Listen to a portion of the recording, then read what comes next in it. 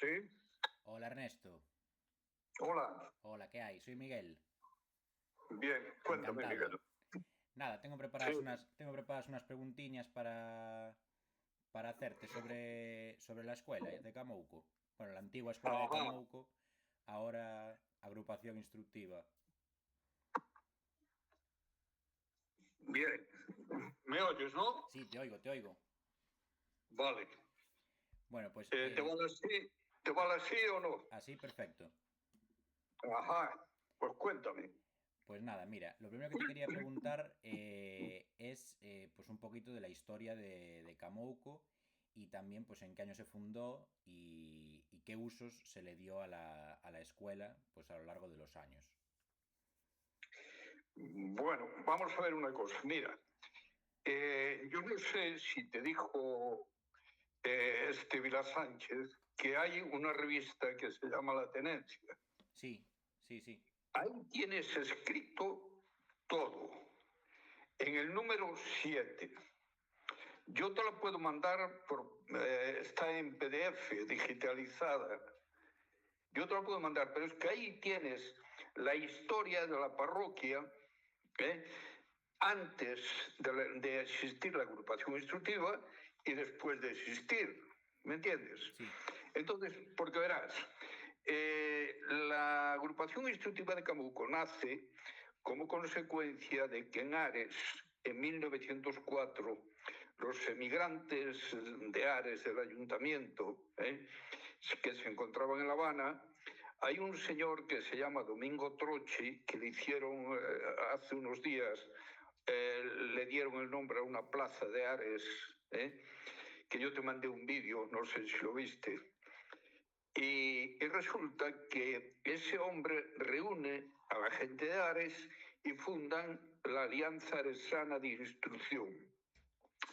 Esta escuela empieza a funcionar en Ares en 1905, alquilando una casa, preparándola y dedicándola a escuela. Claro, esto empezó a funcionar muy bien, o sea, fue algo que llamó la atención porque la escuela que había aquí era muy mala, y resulta que todo el mundo empezó a ver si aquella escuela era la solución a los problemas de la enseñanza. Y efectivamente fue la solución. Se vio que era una escuela muy buena, se vio que los profesores eran profesores de carrera, o sea, gente titulada, no era gente escogida a dedo, y entonces en redes copiaron de los de Ares. ¿Y qué hicieron? En 1911 fundaron la sociedad y en 1915 inauguraron un edificio escolar. ¿Me entiendes? Entonces, si lo que tú pretendes es conocer bien a fondo esta historia, yo te recomiendo que leas el artículo de la tenencia, de la sí, revista. tenemos las revistas. O sea, Las no tenéis. las tenemos en físico, pero las buscamos en la página web de camouco.net, se llama. Sí, bien. Y pues eso, sí. Y Vale, entiendo que lo de Alianza Aresana es lo que se convirtió ahora en la biblioteca, ¿no? efectivamente. Vale, vale, vale. Bien, pero ten en cuenta una cosa. El inicio de las sociedades de instrucción se produce en el momento en que se funda la Alianza Aresana. La gente que funda la Alianza Aresana es gente que está muy vinculada al centro gallego. En el centro gallego fue donde nació la idea original, o sea, lo que ocurrió en el centro gallego es que había una serie de personas que formaban parte de la directiva y esta gente acuñó un pensamiento que era la gente que nos viene de Galicia, la gente, los paisanos que llegan de Galicia a Cuba, vienen sin formación. Vienen, pues la mayor parte de ellos no saben leer, carecen de formación profesional, o sea, vienen totalmente desprovistos de cultura. Bien, entonces esta gente decide en el centro gallego hacer unos cursos para qué, para que todo aquel que quisiera ir iba gratuito y tenía que ser socio y tal, pero bueno, podía asistir a esos cursos, Sí. bien. Pero ellos empiezan a decir, oye, ¿y si en vez de formar aquí en La Habana, esta escuela que tenemos aquí la llevamos a Galicia? No. Si vienen, vienen formados, y si se quedan en Galicia, son gente útil y gente preparada, con lo cual es mucho mejor formar en Galicia que formar aquí. Entonces, este pensamiento que está circulando por las élites del centro gallego es lo que recoge Domingo Troche. Y es cuando él decide reunir a sus paisanos de Ares para fundar la Alianza Aresana. ¿Me entiendes? Sí. Entonces, esta es la génesis del tal. ¿Qué ocurre? Que una vez que los aresanos fundan la Alianza Aresana, todo el mundo busca una solución similar. Entonces, se fundan en la emigración 500 y pico sociedades y se construyen en Galicia sobre 300 y pico escuelas. Con lo cual, esto es una barbaridad porque fue en muy poco tiempo. En el tiempo en que estas sociedades llegaron a fundar las 300 y pico escuelas, el Estado español prácticamente me parece que hizo 20 edificios escolares nada más. Con lo cual, claro, esto tiene un peso enorme, ¿no? Pero hay que considerar siempre ese punto de comienzo, la Alianza Aresana. Entonces la Alianza Aresana fue el precedente de todas las escuelas indianas, por así decirlo, de toda Galicia. Eso es la decana. Pues no sabía yo que era que había sido el precedente, vamos, que había sido la primera en marcar el paso. Y luego todas copiaron de ellas. Pero claro, cada una tiene sus singularidades, ¿no? Por ejemplo, la Alianza Aresana alquiló una casa, la preparó y la convirtió en una escuela. Los profesores eran pagados por la Alianza Aresana, eran pagados desde Cuba. Las directrices eran desde Cuba, porque en Cuba había una delegación. Pero esa delegación estaba supeditada a la directiva de Cuba. Y luego el funcionamiento interno de esa asociación era democrático. O sea, se votaba y lo que salía había que cumplirlo. Pero siempre con prevalencia de la gestión de la directiva de Cuba. O sea, la delegación podía proponer, la delegación podía participar en todo, pero siempre lo que decía la de Cuba era lo que se hacía. Entonces, en Redes, la escuela que había en Redes era una escuela mala, una cosa horrible, ¿no? Los niños, incluso para aquel que se quería preparar un poquito, para la inmigración, para emigrar, porque los emigrantes desde Cuba, cuando decían, oye, iba a ir un hijo de él, antes de que se marchara, que lo mandaran a la escuela. Que le enseñaran no sé qué, que no vaya a pasarle como me pasó a mí, que por no saber leer, me decían. Entonces, tenían que ir a formarse, pues tenían que ir a cabañas, tenían que ir a sitios lejos, ¿no? Es donde había un profesor que, bueno, que tenía, era mejor que la escuela que había. Bien. Y una pregunta, en Cuba, ¿quién era el que, o la gente que manejaba eso que dices de pues, las directrices de Cuba? ¿Quién las mandaba? ¿Las personas que estaban ya allí? Claro, en Cuba, vamos a ver, en esa época, a partir de 1890 o por ahí, vamos a ver, las primeras remesas de migrantes de esta zona marchan sobre 1860, 70, ¿no? Y a principios del siglo, muchos de esos que marcharon se situaron, tanto en la sociedad cubana como en la economía de La Habana, por ejemplo, ¿no? Bueno, entonces esta gente tenía sus negocios, tenía su forma de vida, tenían dinero, tenían reconocimiento social. Entonces, para sus negocios necesitaban gente en la que confiar. ¿Y a quién llamaban? Llamaban a sus parientes, a sus vecinos, a gente conocida del pueblo, ¿me entiendes? Sí. Entonces, esta gente marchó a principios del siglo, y ya marcharon pues colocados prácticamente. Me estoy refiriendo a esta zona, no iban a la aventura. Entonces eso creó que cada parroquia, o sí, más bien es a nivel de parroquia, no es a nivel de ayuntamiento. Lo que se hace en Cuba es que se hacen micro sociedades basadas en la parroquia normalmente. También las hay basadas en el ayuntamiento, pero lo más era la parroquia. Entonces, esas micro sociedades se hacen de la siguiente forma. Se nombra una directiva, presidente, secretario, y esa directiva hace unos estatutos, se legaliza, o sea, porque esto todo es, o sea, tiene que cumplir unos requisitos, porque es la única forma de funcionar como sociedad, ¿no?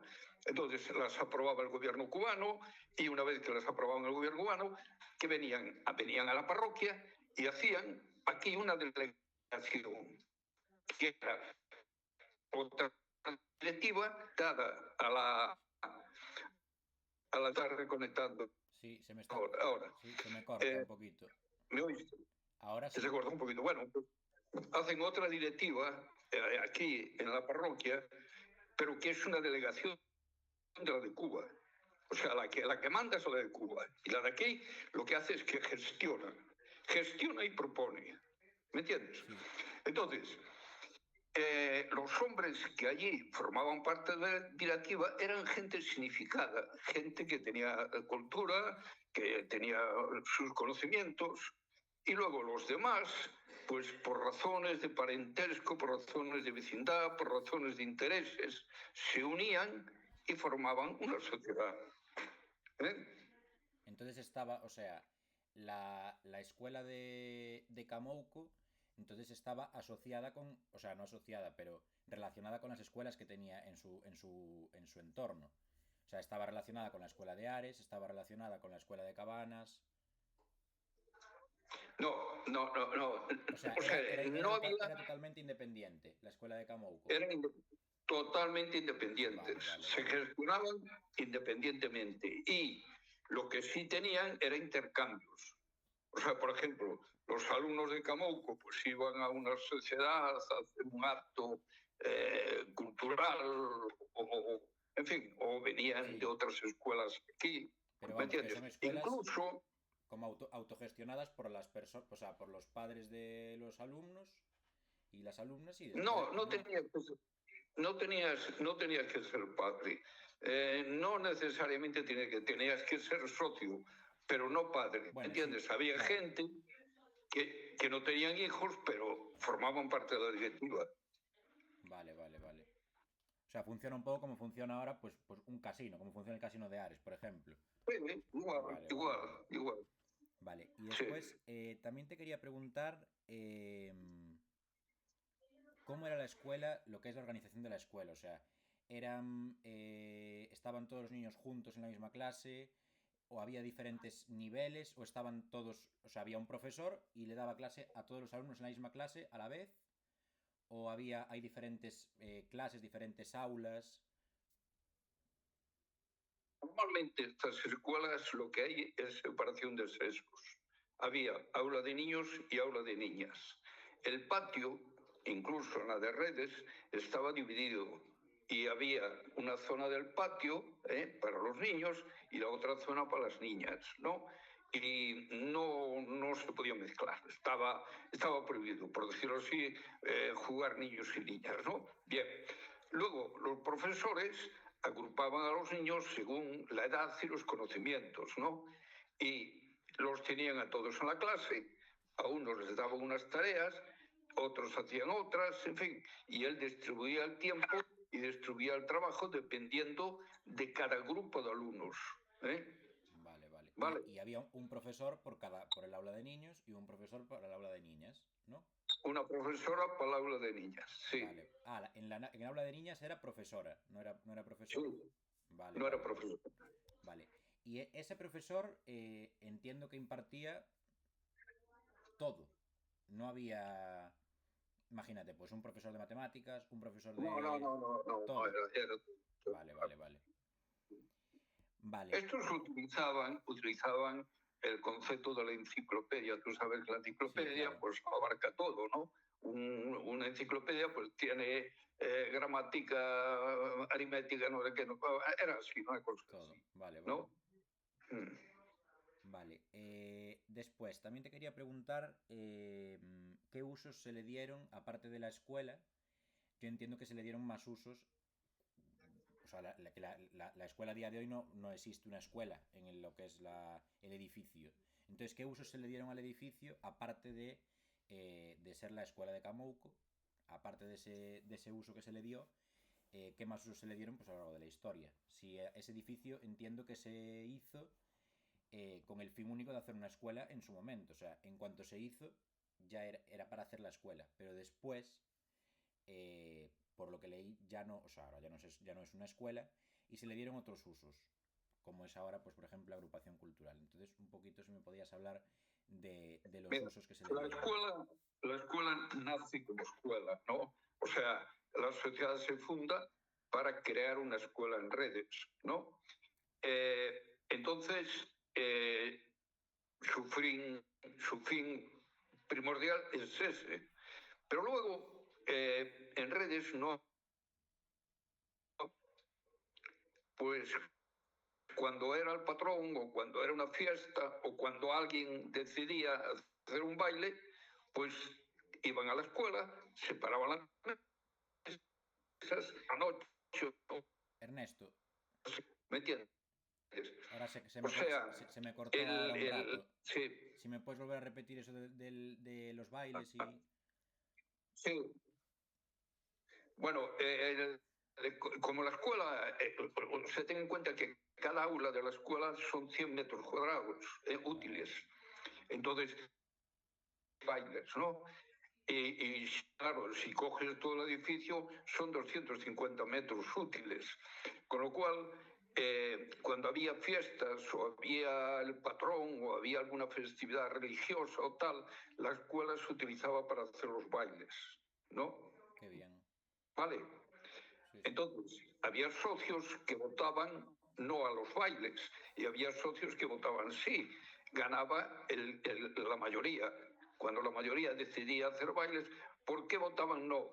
Porque decían que había que hacer mucho trabajo y que al final a la sociedad le rentaba poco, porque eran bailes que se cobraban muy poquito. Entonces, en fin, lo que buscaban era poder financiarse, pero no en parte. Y por otra parte, dar un servicio al pueblo, ¿no? Luego, cuando vino la guerra, estas escuelas las declararon rojas, Ostras. porque en esta escuela no se podían poner símbolos religiosos ni dar Ernesto, religión en la Ernesto, escuela. ¿Eh? se me cortó un poco ahí detrás, no sé por qué.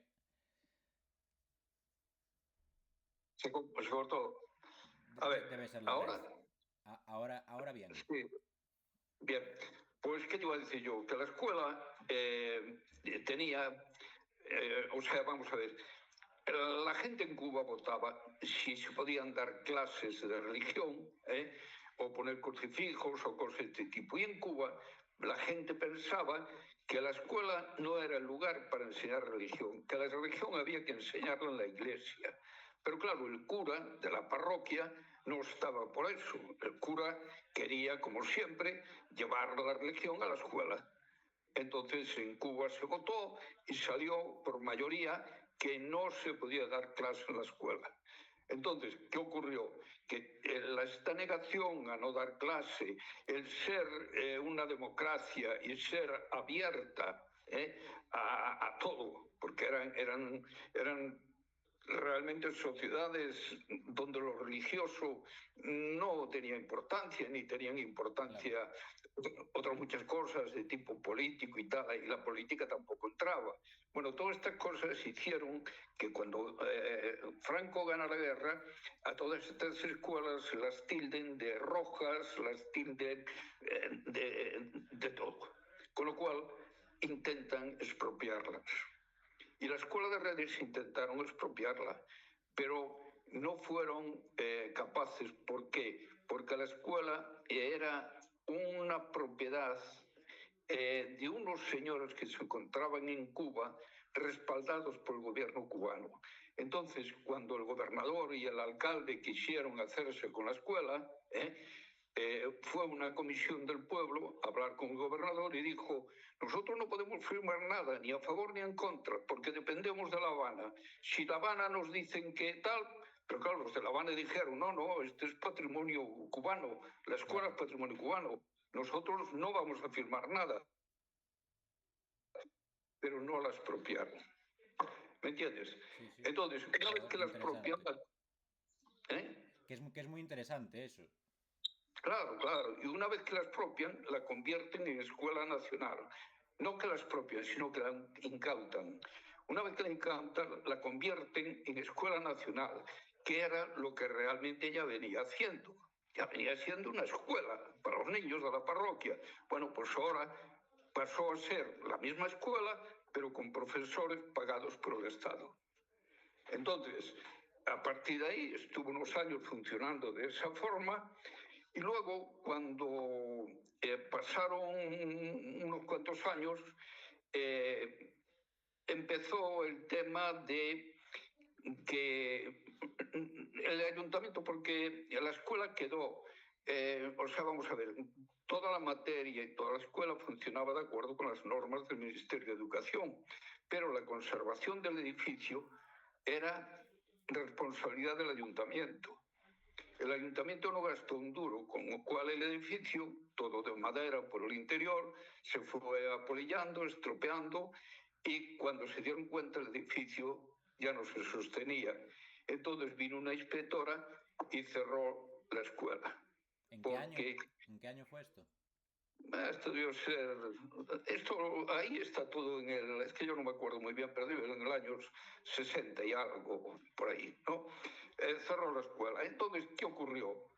Que en esa época los vecinos del pueblo volvieron a coger... o sea, volvieron a refundar la sociedad. Y a partir de ese momento el pueblo empezó a preocuparse por el edificio. Y al hacer una concentración en Ares, los niños mayores los llevaron todos a Ares, pero los pequeños quedaron en esta escuela. Entonces hubo una escuela de párvulos durante muchos años. Y luego, en los años 90 y algo, 90 y pico, también se llevaron los niños, porque nada más cabía en la parroquia 6 niños, en edades. Claro. ¿No? Entonces, llevaron todo para Ares, y fue cuando nosotros ya convertimos el edificio en centro cultural. Porque hasta ese momento había sido centro cultural y también escuela, manteniendo la actividad fundacional, pero luego ya se convirtió en un centro cultural nada más. Vale, vale. Joder, pues qué interesante historia, la verdad, ¿eh? Porque mira, sí que dio vueltas, ¿eh? Sí que dio vueltas la escuela. Esta historia es muy interesante, y esta historia es una pena que aquí no se le dé importancia a esta cosa, porque no se le da importancia, realmente la tiene. Tú conoces la Institución Libre de Enseñanza, ¿no? ¿Qué es la sí, la ILE. Sí. Institución Libre de Enseñanza, que se crea en Madrid, montan una universidad en Gibraltar, o sea, por lo menos sí, intentan montarla, se dedican en la República, claro, a recorrer España, llevando la cultura a los pueblos y todos esos rollos. O sea, es una institución muy curiosa y muy interesante, ¿no? Bueno, pues esa institución que está recogida en todos los libros y en todo, resulta que está... o sea, vamos a ver, las personas que la fundaron y la llevaron a cabo eran intelectuales y era gente de dinero y era gente de la alta burguesía, ¿me entiendes? O sea, era una gente que tenía, digamos, un cierto poder económico y también cultural, y era gente muy buena. Estaba Corsío y estaban, no sé, unos cuantos bastante importantes, ¿no? Bien. Entonces la institución libre de enseñanza en España, todo el mundo la conoce, todo el mundo sabe de ella, pero nadie conoce a las sociedades de instrucción fundadas por los trabajadores gallegos en la América.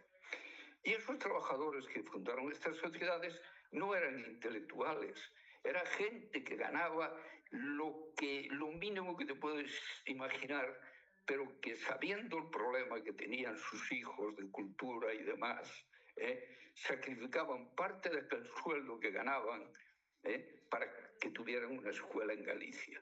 Entonces, el valor que tiene la sociedad de instrucción es para mí más importante que el que tiene la institución libre de enseñanza, aunque la institución libre de enseñanza es archiconocida y es archi no sé qué y archi no sé cuánto, claro, mientras la sociedad de instrucción no son conocidas ni en Galicia. ¿Me entiendes? Claro, porque además es algo que tiene mucho más valor porque nace del propio pueblo, nace de la propia gente interesada por educarse. Efectivamente, además con un sacrificio tremendo, porque estamos hablando de marineros, estamos hablando de trabajadores del campo, estamos hablando de gente que marchó a la emigración analfabetos.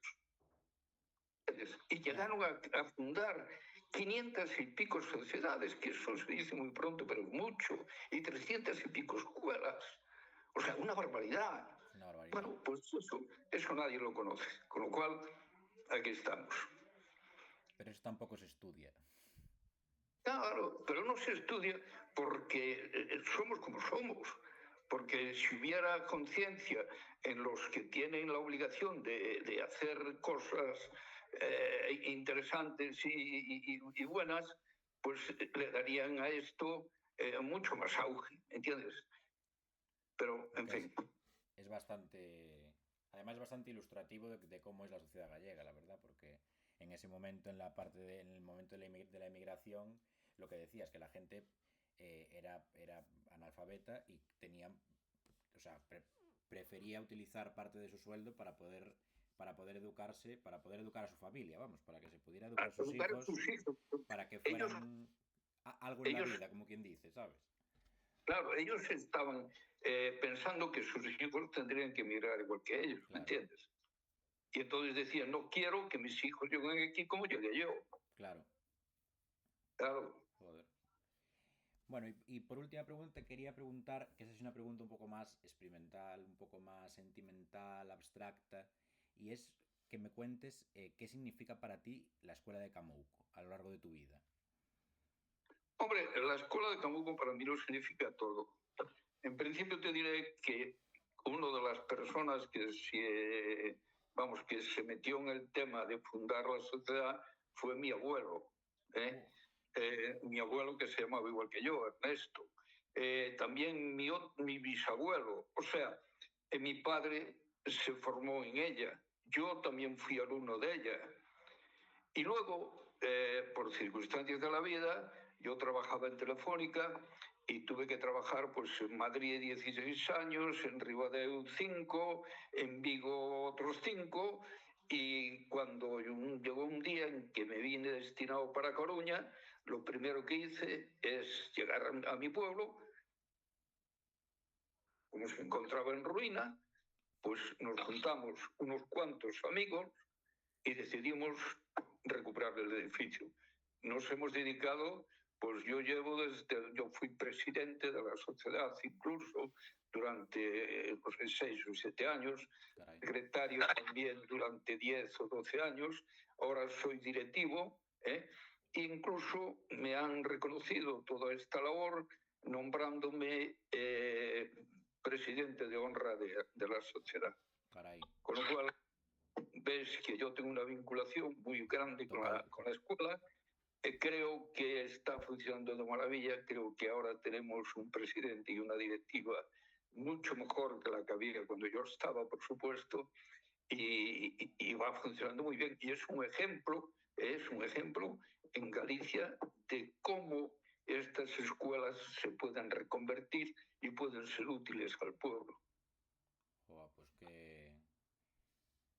Es que me parece interesantísimo, o sea, me parece un tema interesantísimo, o sea, tiene tantas aristas todo que es de verdad. O sea, me deja sin palabras porque es impresionante. O sea, es que es una cantidad de, de, de bondad y de labor por parte de la gente por querer continuamente a lo largo de la historia, porque hace más de 100 años que se fundó.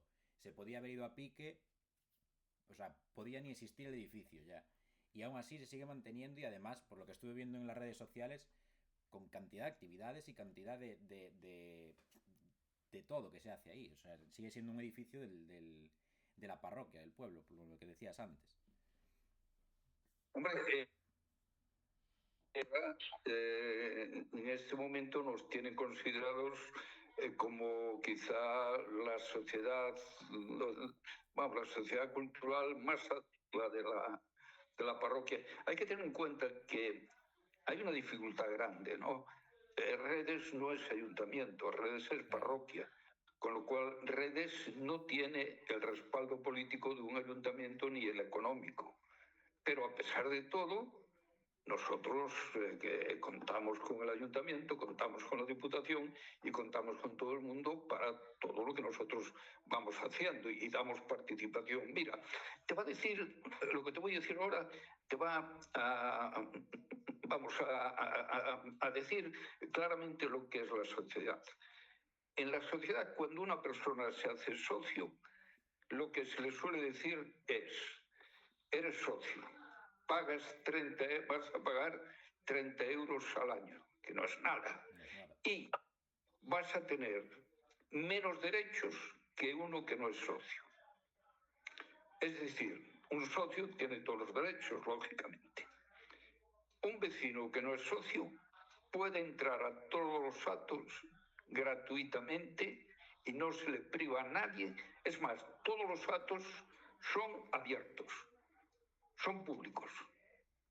O sea, es una sociedad que el socio, a pesar de estar vinculado y pagar ese dinero, bueno, y a veces cuando hubo obras se hicieron derramas y se le pidió a cada socio 100 euros o 200 euros, y lo pagaron, porque claro, hubo obras que eran muy caras, e incluso para construir todo lo que hemos construido, modificar por dentro el edificio, por fuera no se puede tocar porque por estatutos está prohibido, pero por dentro sí hay que dar la funcionalidad que requiere para ser un centro cultural.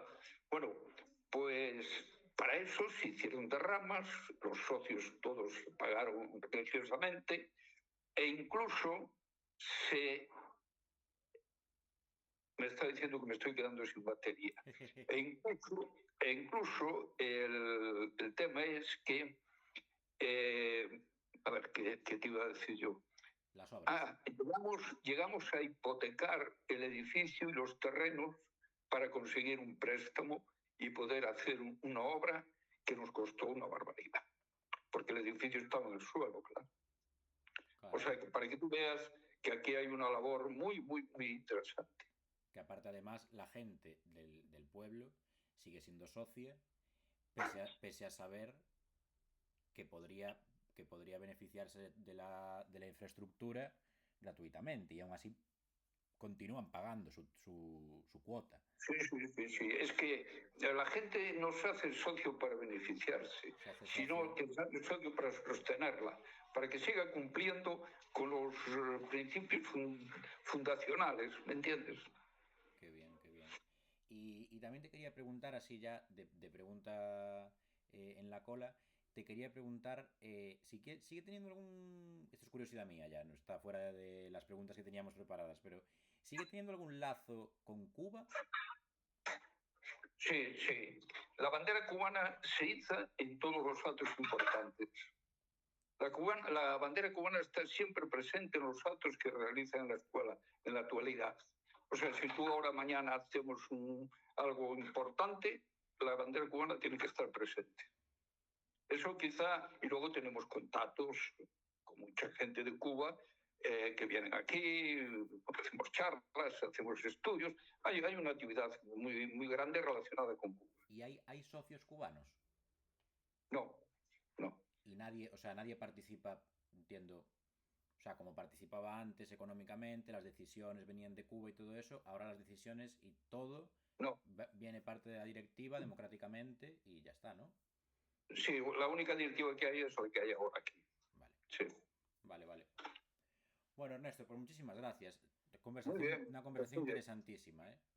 De verdad. Si quieres saber más, si quieres saber más, lo que yo creo que en cuanto a fechas y cosas del tipo, mira la revista porque yo ya no me acuerdo.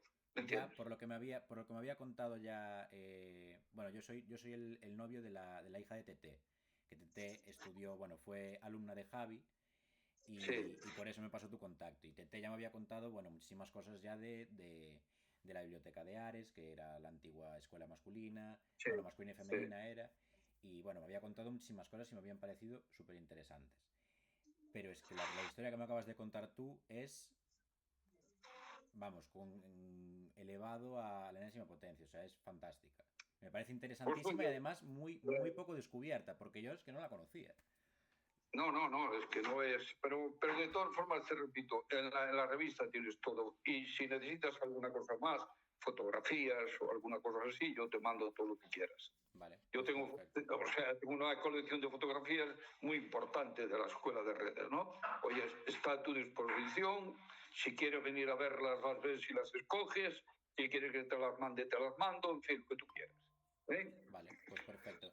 Y también se me olvidó preguntarte al principio eh, el tema del consentimiento, si me das el consentimiento para utilizar esta entrevista para el trabajo que estamos Sí, haciendo. sí, sí, sí, todo lo que Vale, quieras. Oye, yo tengo un archivo abierto vale, para cualquier estudioso. vale, pues genial. Bueno, pues muchísimas gracias, Ernesto, de verdad. Sobre todo, yo tengo un archivo abierto, o sea que cualquier persona que venga a mí buscando información no tiene problema. ¿Vale? Es que Javi me dijo, yo sé mucho de Camouco, pero Ernesto te digo que va a saber más que yo. O Bueno, sea pues muy que, bien. bueno, pues muchísimas Vale, gracias. de acuerdo, Hasta encantado de luego, nos vemos conocerte. por Ares. Hasta luego, chao, chao. Vale, vale, adiós, adiós.